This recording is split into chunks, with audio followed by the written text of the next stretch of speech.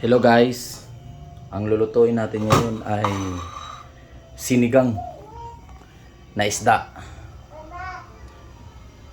Ayan, makikita nyo ay maghihiwa ko. Saka guys, mapurol yung kutsilyo ko. Pag mapurol, hindi mo na kailangan maraming ganito lang. Yan. Ganyan lang. Umpisahan na natin maghiwa ng... Naghihiwa na tayo ngayon ng ginger. Yan. Tapos hihiwain naman natin yung kamatis. Yan guys. Para sa tawag nito sa malamig na panahon, sinigang ang matapak. Ganyan lang paghiwa guys. Hugasan mo bago mo hiwain. Para yan. Yan. So nakita mo yung sangkap ko guys. Yan. Yan ang gagawin natin, lulutuin ngayon. Ilalagay na natin muna yung ito. Ginger. Ayan. Sumunod. Lagay na rin natin yan.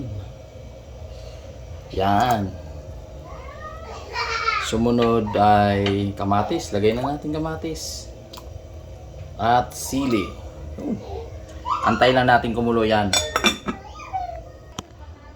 Guys, pinagpapawisan na yung cooker ngayon kasi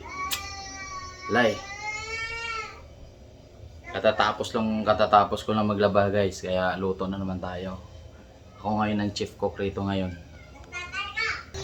Tsaka habang nagluluto ako guys, ayan, nakahiga lang si Mrs. Kasama ang bunso kong anak.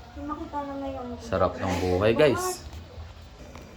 Antayin lang natin kumuluto guys ang ating lulutuing sinigang.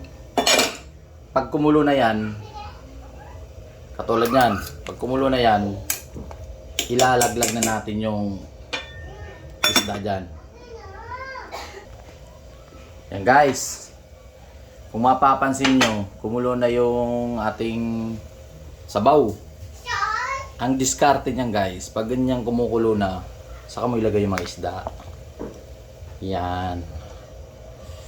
Para mamaya, pag niya, hindi siya magdurog-durog. Yan ang sikreto dyan. Ang sarap ng isda na yan. Ang mahal ng kilo niyan, pagkakalam ko nasa 300 plus. Yan. Tapos ganyan lang. Antayin natin kumulo ulit. Pagkakulo niyan guys, susunod natin tong mga gulay natin. Guys, kumulo na siya. Lubog na natin tong okra. Yun. Yan ang mga masustansyang gulay. Okra. Yun. Madali mo. Yan. Tsaka, lubog na rin natin tong sitaw. Yun paborito ko yan guys. Sitaw. Pampahaba ng yan. Ng secret. Tsaka, sumunod nating lulubog yung talong. Yan. Bagay sa sinigang yan. Sa malamig na panahon. Yuhu. Shout out sa sa Nor Sinigang Original. Siyempre guys, lalagay na natin ng original Nor Sinigang Mix. Yan ang magbibigay ng lasa sa sinigang natin guys. Tsaka kunting halo-halo lang guys. Kunting halo-halo lang. Antayin natin kukulo yan guys. Nang matikman natin ang sinigang na pang-probinsyang sinigang. Pa natin. At antayin natin ng ilang. Wala nang intro-intro guys. Titikman na natin ang ating sinigang na isda.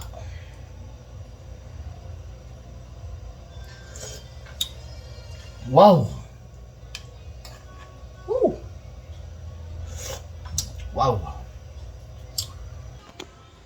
Hanggang dito na lang ang aking video sa pagluluto ng sinigang na isda. Bye mga guys.